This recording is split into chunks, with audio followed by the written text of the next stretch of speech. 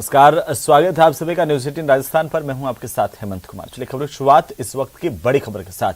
कोटा में फिर से चाकूबाजी की घटना सामने आई है। ऑटो से नीचे उतारकर युवक पर हमला किया गया, चाकुओं से ताबड़तोड़ वार किया गया है। घायल युवक को एमबीएस अस्पताल में ले जाया गया है, जहां उसे भर्ती किया गया है। बहरहाल 6 थानों की पुलिस मौके पर पहुंची है। जवाहर नगर थाना पुलिस मामले की जांच कर रही है। जानकारी के मुताबिक एक युवक को ऑटो से उतार करके उसके साथ मारपीट की गई, उस पर हमला किया गया, चाकुओं से वार किया गया। ज्यादा जानकारी के साथ संवाददाता ओम प्रकाश कोटा से फोन लाइन पर हैं। ओम, किस तरीके से ये वारदात हुई है, अभी क्या जानकारी है इसे लेकर? जी, पुलिस के आला अधिकारी सहित आधा दर्जन थानों की पुलिस है जहां मौके पर मौजूद है। पुलिस का जाब्ता तैनात किया गया है, नाकाबंदी आसपास करवाई गई है, सीसीटीवी फुटेज पुलिस के अधिकारी खंगाल रहे हैं और आसपास ये जानकारी जुटाने का प्रयास कर रहे थे कि आखिर ये कौन बदमाश थे। फिलहाल घायल की हालत गंभीर होने के बाद उनसे पूरी तरह से बयान नहीं लिया जा सके ले पाए, इसलिए पूरी तरह से स्थिति स्पष्ट अभी तक नहीं हो पाई कि क्या कारण रहे। लेकिन कोचिंग इलाके में इस तरह की वारदात के बाद स्टूडेंट की सुरक्षा व्यवस्था पर भी कई बड़े सवाल खड़े हो जाते हैं।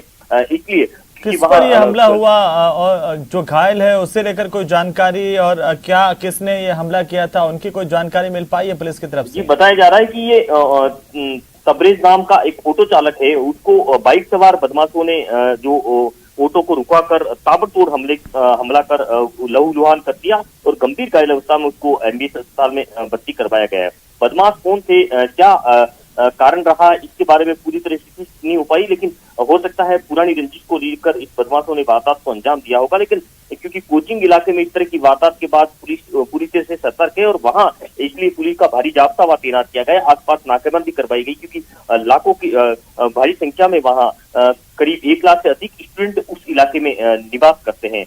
पूरी तरह से कोचिंग इलाका है, इसलिए पुलिस का पूरी तरह से जाब्ता मौजूद है। फिलहाल जवाहर नगर थाना पुलिस है। कोई ये जो हमलावर है किसी गैंग से जुड़े हुए हैं या स्टूडेंट्स के आपस में कोई रंजिश की वजह से ऑटो वाले को निशाना बनाया गया? इस मामले में पुलिस के आला अधिकारी पूरी तरह से स्थिति स्पष्ट नहीं कर पा रहे हैं, जांच का विषय बता रहे हैं, क्योंकि घटना थोड़ी देर पहले की है। सीसीटीवी फुटेज खंगाले जा रहे हैं, नाकाबंदी करवा दी गई है और पुलिस के अधिकारियों का मानना है कि जल्द इस मामले में अपराधियों तक पुलिस पहुंच जाएगी। लेकिन क्योंकि घायल की स्थिति भी गंभीर होने के बाद उनकी तरफ से भी कोई स्पष्ट बयान नहीं हो पाया, लेकिन ये बताया जा रहा है कि जब ऑटो लेकर जा रहा था करीब 4 से 5 ये कई सवाल खड़े करता है कि इस तरह से बदमाशों के हौसले क्या बुलंद है कि एक के बाद एक चाकूबाजी की घटनाएं यहाँ पर हो रही है, पुलिस इन्हें रोक पाने में नाकाम दिख रही है। कोचिंग नगरी में आप सही कह रहे हैं, चाकूबाजी की वारदातें प्रदेश में जो जयपुर महानगर है उससे भी ज्यादा है, यानी कि सबसे ज्यादा चाकूबाजी की वारदातें कोटा में हो रही है। उसके बावजूद भी पुलिस लगातार इसको रोकथाम के लिए प्रयास का दावा कर रही है, लेकिन तमाम प्रयास ये कहा जा सकता है कि सफल नहीं हो पाते हैं और पुलिस के अपराध नियंत्रण के दावों पर कई बड़े सवाल खड़े होते हैं। हालांकि पुलिस ऐसा माना जा सकता है कि पुलिस पुराने ढर्रे पर काम कर रही है और चाकू कहाँ आ रहे हैं उसके बारे में पूरी तरह से कोई जानकारी स्पष्ट नहीं कर पा रही। कुछ सालों पहले चाकूबाजी का एक खेप पकड़ी थी, ये करीब 700 से अधिक चाकूबाजी पुष्कर इलाके से जो यहाँ लाए जा रहे थे, तो अंदाजा लगाया जा सकता है। लेकिन ओम, पहले जिस तरीके से जो नशे के सौदागर होते थे, नशा तस्कर होते थे, वे उस तरह का इस्तेमाल करते थे। अब यहाँ पर अपराध की प्रकृति में सीधे चाकुओं से हमला करने की एक जो प्रकृति अपराध में हम देख पा रहे हैं, उसमें बड़ा इजाफा हुआ है। जी, निश्चित रूप से यही है कि प्रदेश में नंबर 1 है चाकूबाजी के मामले में और ये पुलिस पूरी तरह से जानती है और चाकूबाजी के लिए विशेष प्लान करने का दावा किया जाता है। विशेष प्लान करने की बात अक्सर कहा जाता है। हाँ, हालांकि पुलिस नाकाबंदी करती है, अक्सर कई बार आकस्मिक चेकिंग करती है और बड़ी बात यह है कि चेकिंग के दौरान कई कम उम्र के युवाओं के पास जो है चाकू होते हैं, लेकिन ये कहा जा सकता है कि चंद रुपए में यहाँ मौत का सौदा किया जाता है और चाकूबाजी की वारदातें लगातार बढ़ने के बावजूद। बिल्कुल ओम, चलिए बहुत शुक्रिया तमाम जानकारी के लिए। लगातार नजर बनाए रखिए, अपडेट हम आपसे लेते रहेंगे। बहरहाल सबसे पहले सबसे तेज तस्वीरें न्यूज़ 18 राजस्थान पर। 6 थानों की पुलिस मौके पर मौजूद है और जांच जारी है। चलिए आगे बढ़ेंगे। गुजरात विधानसभा चुनाव जीतने के लिए सभी दलों ने तैयारी शुरू कर दी है। मुख्यमंत्री अशोक गहलोत आज दाहोद जिले के दौरे पर रहे। यहां पर जोरदार स्वागत उनका किया गया। इस दौरान सीएम अशोक गहलोत ने चुनावी सभा को भी संबोधित किया। इस मौके पर उनके साथ रघु शर्मा, राजस्थान राज्य मंत्री महेंद्रजीत सिंह मालवीय भी मौजूद रहे। वहीं वडोदरा में सीएम अशोक गहलोत ने महंगाई को लेकर बीजेपी पर बड़ा हमला बोला।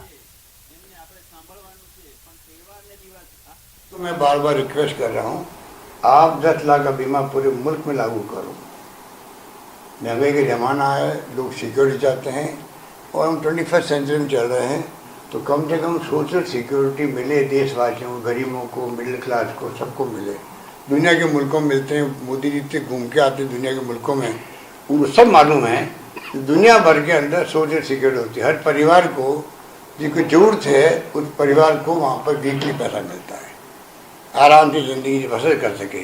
हमारे यहाँ सोशल सिक्योरिटी नहीं है, कभी हम किसी को देते हैं एक वर्ग को, वो नहीं काम चलने वाला। सबको दो और सिक्योरिटी दे दो उनको, जैसे हमने दिए राजस्थान के अंदर कई स्कीम लेके आए, उसके कारण से सिक्योरिटी मिली। राहुल गांधी जी आए थे यहाँ और कुछ वचन 11 वचन की बात की थी, सरकार बनते ही वो लागू होंगे यहाँ पर, चाहे वो ब्याज क्या कर्जा माफ की बात हो, गैस सिलेंडर की बात हो, या जो हमने स्कीम लागू की हेल्थ की या दूसरी स्कीम है, सब लागू यहाँ पे भी होगी।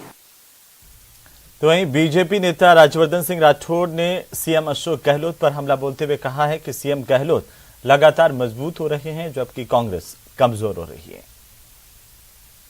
तो गहलोत साहब के जो जादू है वो तो सारा खींच लिया उनसे, हमारे ऊपर ये सारी जिम्मेदारी डालकर। मैंने अभी थोड़ी देर पहले कहा कि ये जब तोड़फोड़, राजनीतिक तोड़फोड़ की बात आती है तो बहुत शातिरता दिखाते हैं। इनकी सरकार टूट ही नहीं रही, ये खुद मजबूत होते जा रहे हैं।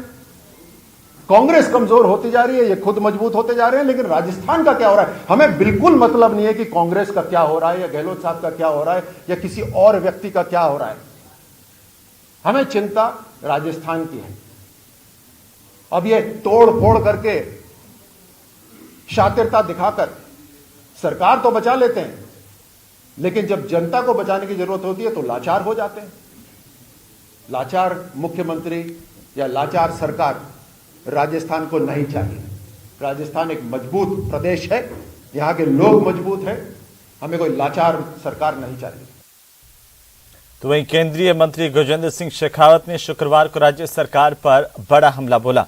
उन्होंने कहा कि सरकार सिर्फ अपनी कुर्सी को बचाए रखने की जद्दोजहद में राज्य सरकार जन कल्याण की विभिन्न केंद्रीय योजनाओं को सही और तेज गति से क्रियान्वित नहीं कर पा रही है। इसके कारण प्रदेश की जनता को काफी परेशानी और नुकसान उठाना पड़ रहा है। शेखावत ने कहा है कि केंद्र का लक्ष्य है कि साल 2024 तक हर घर नल योजना अपने अंजाम तक पहुंच जाए, लेकिन राजस्थान अभी भी सबसे पिछड़े 3 राज्यों में शामिल है, जबकि अधिकतर राज्यों ने 75% से ऊपर का लक्ष्य हासिल कर लिया है। शेखावत ब्यावर में भाजपा नेता इंदर सिंह बागावास की मां के निधन पर शोक प्रकट करने के लिए पहुंचे थे। मेरी अपेक्षा है, आग्रह है कि राजस्थान सरकार भी अपने काम की गति को बढ़ाएगी। कुल मिलाकर राजस्थान में जो 1 करोड़ 5 लाख कनेक्शंस देने हैं, जब काम प्रारंभ हुआ था लगभग 12 लाख से कुछ अधिक संख्या थी। भारत सरकार को जो SLSCC में अप्रूवल करनी होती है, हम 1 करोड़ कनेक्शंस की SLSCC अप्रूव कर चुके हैं और अकॉर्डिंगली बजट भी एलोकेट हुआ है। 29,000 करोड़ रुपए पिछले 3 साल में राजस्थान को बजट आवंटन हुआ है, लेकिन अगर मैं खर्च की दृष्टि से देखता हूं तो अभी लगभग 4,000 करोड़ के आसपास ही खर्च हो पाए हैं। तो वहीं अगली खबर बांसवाड़ा से, जहां पर टीएडी मंत्री अर्जुन सिंह बामणिया ने प्रेस कॉन्फ्रेंस की और मानगढ़ धाम को राष्ट्रीय स्मारक घोषित करने की मांग की। मंत्री बामणिया ने कहा कि इसके लिए प्रधानमंत्री को पत्र भी लिखा गया है। पूर्ववर्ती कांग्रेस सरकार ने मानगढ़ धाम के विकास के लिए जमीन और पैसा दिया था। क्षेत्र की तरफ से मेरी प्रधानमंत्री जी से मांग है कि 1913 के अंदर मानगढ़ धाम पर जलियांवाला बाग की तरफ यहाँ 1500 आदिवासी शहीद हुए, जिनको अंग्रेजी हुकूमत ने पोलियो से बूंदा। ऐसी स्थिति में माननीय प्रधानमंत्री जी यहाँ आ रहे हैं, तो मेरा समस्त ट्राइबल जनता की ओर से निवेदन है, मांग है कि इसको राष्ट्रीय स्मारक घोषित किया जाए, जिससे आदिवासियों का मान सम्मान बना रहे। तो वहीं प्रधानमंत्री के आगामी मानगढ़ धाम के दौरे को लेकर भाजपा कोई कसर नहीं छोड़ना चाहती। इसी के तहत बीजेपी के केंद्रीय मंत्री और विधायक लगातार तैयारियों का जायजा ले रहे हैं। 2 दिन से बांसवाड़ा में डेरा डाले केंद्रीय मंत्री अर्जुन राम मेघवाल शुक्रवार दोपहर को प्रेस से मुखातिब हुए। उन्होंने बताया कि 1 नवंबर को सुबह प्रधानमंत्री नरेंद्र मोदी मानगढ़ पहुंचेंगे।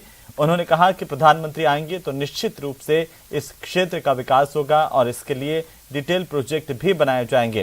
प्रधानमंत्री के कार्यक्रम के लिए राजस्थान, गुजरात और मध्य प्रदेश के मुख्यमंत्री को भी निमंत्रण भेजा गया है। मेघवाल ने कहा कि मानगढ़ धाम की पहाड़ी पर गुरु गोविंद और शहीद आदिवासी भाइयों को नमन करने का यह कार्यक्रम आजादी के अमृत महोत्सव के तहत आयोजित किया जा रहा है। प्रधानमंत्री महान समाज सुधारक गोविंद गुरु को श्रद्धांजलि अर्पित करने पहुंच रहे हैं। टीएडी कोई किसी एक सरकार का मुद्दा नहीं होता है। टीएडी तो सरकारें होती है, उनका मुद्दा होता है। हम आपको भैरव सिंह जी से, शेखावत साहब से गिनाना शुरू करेंगे, ये कोई, मैं अभी कह रहा हूं आपको, ये सियासत का मुद्दा नहीं है। मानगढ़ का ये श्रद्धा का विषय होना चाहिए, आस्था का विषय होना चाहिए। हमारे लोग शहीद हुए, उनके नमन करने का विषय होना, उनको प्रणाम करने का विषय होना चाहिए। कल्पना करना चाहिए नई जनरेशन जाने कैसे गुरु गोविंद ने इतने लोगों को यहाँ एकत्रित किया, कैसे उनको समझाया कि बेकार नहीं देनी चाहिए, कैसे कहा राम राम कहो। ये तो अभी ये भी कहने लग जाएंगे कि राम राम उन्होंने नहीं कहा, राम राम कहो, ये कहा है गोविंद गुरु ने भाई। प्रदेश में निकायों के उपचुनाव का ऐलान हो गया है। 13 जिलों के 14 निकायों के रिक्त वार्डों में उपचुनाव होंगे तो 10 नवंबर से चुनावों की प्रक्रिया शुरू होगी। 25 नवंबर को मतदान होगा। 27 नवंबर को उपचुनाव के नतीजे आएंगे।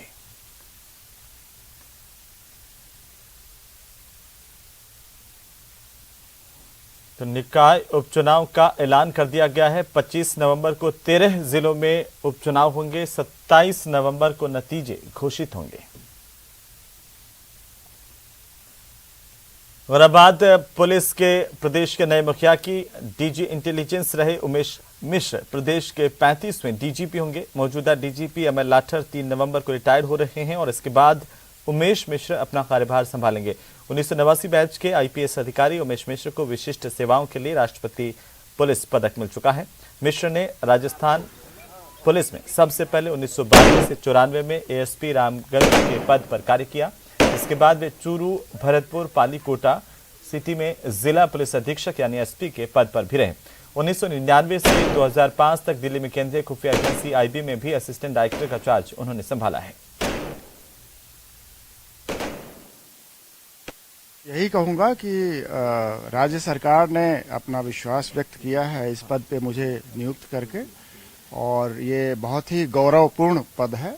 और अभी तो विशेष बातें अपन ज्वाइन करने के बाद ही कर पाएंगे, लेकिन आज के दिन की शुरुआत मैंने दर्शन से किया, गोविंद देव जी के दर्शन से, और अपन डिटेल बात करेंगे 3 तारीख को। सर, बहुत अहम पद होता है डीजीपी का, और आज इसके ऊपर आपको राजस्थान सरकार ने विश्वास जताया, आपके ऊपर मोहर भी लगा दी है, और बहुत लोगों को उम्मीदें भी हैं आपसे, काफी कुछ, खास तौर पर कार्मिकों को। वो उम्मीद किस तरह से पूरी करेंगे सर? अपन सारी बातें ये 3 तारीख को करेंगे। अभी ज्वाइन करने दो, फिर शेष बातें हों। फिलहाल वक्त एक छोटे से ब्रेक का, जल्द लौटेंगे। तो चलिए ब्रेक के बाद एक बार फिर से आपका स्वागत। और अगली खबर का रुख करेंगे। टोंक जिले के मालपुरा निवासी अवैध खनन और ब्लास्टिंग से परेशान हैं। मालपुरा के देवल गांव के लोग बड़ी संख्या में ट्रैक्टर में सवार होकर मालपुरा डाक बंगले पहुंचे और यहां से रैली निकालकर एसडीएम कार्यालय पर पहुंचकर प्रदर्शन किया। जिला कलेक्टर के नाम ज्ञापन सौंपा गया। देवल गांव में माताजी की पहाड़ी पर चल रहे स्टोन क्रेशर संचालक पर ग्रामीणों ने धमकाने के आरोप भी लगाए हैं। यहां आए दिन अवैध ब्लास्टिंग से पहाड़ी पर बना प्राचीन मंदिर भी क्षतिग्रस्त हो गया। गांव और खेतों में पत्थर गिरने से ग्रामीणों में दहशत का माहौल है। लगातार उन्होंने खान विभाग से लेकर के सरकार तक अपनी आवाज पहुंचाई, लेकिन उनकी सुनवाई नहीं हो पा रही है। खेतों में 5 से इंच तक डस्ट जमने से फसलें और मिट्टी भी खराब हो गई हैं। ग्रामीणों ने चारागाह पर भी अतिक्रमण करने के आरोप इन पत्थर माफियाओं पर लगाए हैं और जल्द से जल्द प्रशासन से पत्थर माफिया पर कार्रवाई करने की मांग की है। माइंस और एक क्रेशर संचालित हो रही है जो एक अवैध रूप से चल रही है और उसमें अवैध ब्लास्टिंग हो रही है जो उसके धमाके दिन में 2 या 3 बार लगातार होते हैं और इतने भयंकर धमाके होते हैं कि जिससे मंदिर में जो एक गुंबज बनाया हुआ है उसमें मंदिर गुंबज क्षतिग्रस्त हो गया और ग्राम देवल में एक 500 साल पुराना किला है। किले के अंदर 2-4 पट्टियाँ भी क्षतिग्रस्त हो गई और ग्रामीणों के बर्तन तक हिल जाते हैं। अगली खबर कोटा से, जहां 200 करोड़ के चिटफंड घोटाले में गिरफ्तार नायब तहसीलदार और अपेक्षा ग्रुप के एक सीएमडी को कोर्ट ने जेल भेज दिया है। आरोपी नायब तहसीलदार ललित कुमार नागर को कल गिरफ्तार किया गया था, जबकि सीएमडी हरिओम सुमन पहले से रिमांड पर चल रहा था। आरोपी ललित कुमार ने अपनी पत्नी को डायरेक्टर बनाकर महाठगी की वारदात को अंजाम दिया था। इस तरह के आरोप हैं। एसआईटी अब पूरे मामले को लेकर जांच कर रही है। सुमन को 23 तारीख को गिरफ्तार किया था, दीपावली के एक दिन पहले। उसके बाद पीसी रिमांड पे था, ऐसे रिकॉर्ड जब्त किया। इसी दौरान कल ललित किशोर नागर को भी नायब तहसीलदार साहब ने मंडाना में उनको गिरफ्तार किया। आज दोनों को जेसी रिमांड के लिए पेश किया और 11-10 तक जेसी दिया। और पूछताछ में खुलासा हुई उनसे पूछताछ में रिकॉर्ड जब्त किया जाना है, रिकॉर्ड जब्त कर रहे हैं। जो रिकॉर्ड पे आ रहे हैं सबको गिरफ्तार करेंगे। कितने आरोपी आए पकड़े में? 11 मुलजिम गिरफ्तार हो चुके हैं इस मुकदमे में अब तक, 12 में कल कर दिया, 12 हो गए। वहीं झालावाड़ से अगली खबर, जहां सेमला गांव के पास में एक ट्रैक्टर बेकाबू होकर पुलिया के नाले में गिर गया। हादसे में एक युवक की मौत हो गई, जबकि ट्रैक्टर पर सवार एक बच्चा समेत 2 लोग घायल हुए हैं। सूचना के बाद पुलिस मौके पर पहुंची, शव को कब्जे में लेकर मोर्चरी में रखवाया गया। बताया जा रहा है कि खेत की हंकाई करने के लिए जाते वक्त ट्रैक्टर अनियंत्रित हो गया और हादसे का शिकार हुआ। अरे ये ट्रैक्टर जा रहा था हंगने के लिए, तो ये ट्रैक्टर ने मुड़ा, तो ये पुलिया से नीचे गिर गया। तो मैं यही था मौका पे, तो मैंने सब गांव वाला पे खलियां करके और बुलाया गांव का ट्रैक्टर मंगा के और रशिया फंड के और वहाँ ट्रैक्टर के पिंडे से निकाल के वहाँ की व्यवस्था कर वहाँ मोकल जाए। वहाँ सुनेल सब। कितने आदमी थे? 3 थे सर।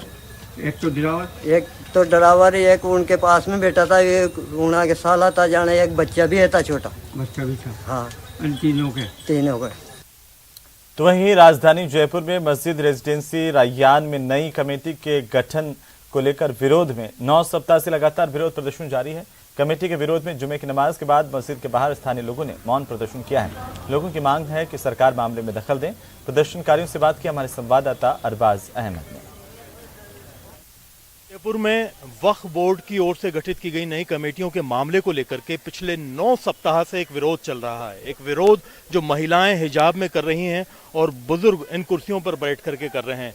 इस लंबे विरोध के दौरान आप देखिए करीब 9 सप्ताह में 80 साल से ज्यादा की उम्र के इन लोगों के खिलाफ कई मुकदमे दर्ज किए गए। कब तक आपका विरोध जारी रहेगा? क्या जारी रहेगा हमारा? जब तक विरोध जारी रहेगा, जब तक नई कमेटी हम पे थोप गई है। पहले तो उसको खारिज करे, फिर हमारे अवामी यहाँ के मुकामी लोग हैं उनके साथ बैठ करके जो खानूखा जी है उन्होंने कमेटी बनाई है, बर्खास्त करते हैं। अब वो नई कमेटी बनाना चाहते हैं, वो हमारे मोहल्ले के मुकामी लोगों को बना ले, हमें कोई एतराज नहीं है। और ये अगर नहीं मानेंगे तो हमारा तो एजुटेशन चलता जैसे पहले चल रहा था, अब भी चलता रहेगा और आगे भी चलेगा। और इसको हमारे बगडोर को हमारे बच्चे संभालेंगे। ये एहतियात है, हम चाहे शहीद हो जाएंगे लड़ते हुए, लेकिन हम पीछे नहीं हटेंगे बिल्कुल भी।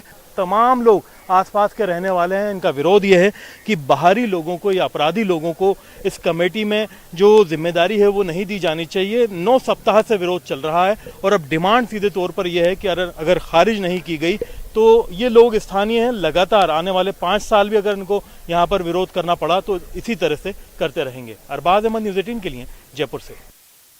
उदयपुर के मशहूर शिल्पकार इकबाल सक्का ने पाकिस्तान के शिल्पकार को पछाड़कर वर्ल्ड रिकॉर्ड का शतक पूरा किया है। 100वें वर्ल्ड रिकॉर्ड में उन्होंने दुनिया के सबसे छोटे सोने के सूक्ष्म तीर कमान बनाए हैं, जिन्हें genius book of world records में दर्ज किया गया। सक्का अब इस तीर कमान को राष्ट्रपति द्रौपदी मुर्मू को भेंट करेंगे।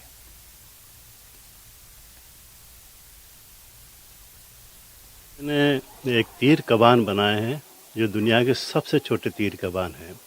इसको मैंने रिकॉर्ड तोड़ा है, पाकिस्तान लाहौर के किसी कलाकार ने बनाए थे, उसका रिकॉर्ड तोड़ के और उसका नाम हटवा के और मैंने बना के हिंदुस्तान का नाम वर्ल्ड रिकॉर्ड बुक में दर्ज करवाया है। इसकी साइज है 10 मिलीमीटर है, तीर की, कमान की, वो 3 आइटम बनाए हैं और मैंने इसके लिए अपने जो अभी 15वां जो राष्ट्रपति का जो हुए हैं उनको देने का मैंने पत्र भी लिखा है राष्ट्रपति साहब को कि मैं उनको ये भेंट करूंगा। तो वहीं गुलाबी नगरी जयपुर इन दिनों पर्यटकों से गुलजार है और दिवाली की छुट्टियों के दौरान 1 लाख से ज्यादा पर्यटकों ने जयपुर घूमने का आनंद उठाया है। हमारी सहयोगी ने यहां पर बात की है, आप भी देखिए। के चलते प्रदेश में करीब 1 हफ्ते की छुट्टी बरकरार रही और ऐसे में कल शनिवार और रविवार है और आज वहीं जयपुर के प्रमुख पर्यटन स्थलों में शुमार अल्बर्ट हॉल पर इस वक्त मैं मौजूद हूं, जहां लोग दूर दराज से अपनी छुट्टियां मनाने यहां पर आए हुए हैं और मेरे साथ अल्बर्ट हॉल के मैनेजर और जंतर मंतर के अधीक्षक भी मौजूद है, जिनसे हम जानेंगे कि पूरे 7 दिनों में 6 से 7 दिनों में क्या पर्यटन स्थलों का रुख रहा, कैसे पर्यटक यहाँ पे रहे और कितना पर्यटकों की आवाजाही देखने को मिली। सर देखिए, अभी दीपावली की छुट्टियों पर जो 7-8 दिन की एक छुट्टियाँ आई हैं, लोगों का उसमें काफ़ी रुझान हमें यहाँ देखने को मिला है। अल्बर्ट हॉल की अगर स्पेशली बात करें तो जहाँ मूवमेंट टूरिस्ट 1,500 के आसपास रह रहा था, अभी जो एकदम से 4,000 के आसपास आंकड़े पहुँच गए हैं। कल की बात करें तो कल 4,800 से ऊपर टूरिस्ट था, परसों 4,300 से ऊपर टूरिस्ट था और 6 दिन की अगर बात करें तो 20,000 से ऊपर टूरिस्टों ने अल्बर्ट हॉल का विजिट किया है। तो ये बेहद खुशी की बात है कि 2 साल बाद जब कोरोना के ख़त्म होने के बाद इस तरह की लहर टूरिस्ट को आने की यहाँ देखी जा रही है अल्बर्ट हॉल में, और न केवल अल्बर्ट हॉल में बल्कि दूसरे जो पर्यटक स्थल है उनमें भी इसी प्रकार टूरिस्ट की बहुत ज़्यादा संख्या में विजिट कर रहे हैं। और जैसे हवा महल है वहाँ पे हमें बहुत ही अच्छा लगा और जो स्पेशली को जयपुर को जो दुल्हन की तरह जो सजाते हैं 3 दिन दिवाली का, वो हम स्पेशली देखने के लिए अहमदाबाद से यहाँ पे आए पूरी फैमिली के साथ। जी। तो हमको बहुत ही अच्छा लगा और मे भी शायद हम नेक्स्ट टाइम आने के लिए भी प्लानिंग कर सकते हैं। काफ़ी संख्या में टूरिस्ट देखने को मिले, विदेशी भी काफ़ी संख्या में आ रहे हैं। जैसे कल की बात करें तो कल 7,322 टोटल टूरिस्ट जंतर मंतर में आए, जिसमें से 400 से ज़्यादा विदेशी हैं, बाकी इंडियंस हैं। और उसके अलावा पिछले दिवाली के आसपास से जब से भी देखे जा रहे हैं लगभग 5,000 के करीब, किसी दिन 6,000 भी टूरिस्ट आए और बड़ी रौनक देखने को मिल रही है और उम्मीद करते हैं कि आने वाले समय में और ज़्यादा टूरिस्ट आएंगे। हाँ, अल्बर्ट हॉल माना जाता है, नाम सुन के हम इसीलिए यहाँ पे आए हैं, फर्स्ट टाइम ही आए हम तो।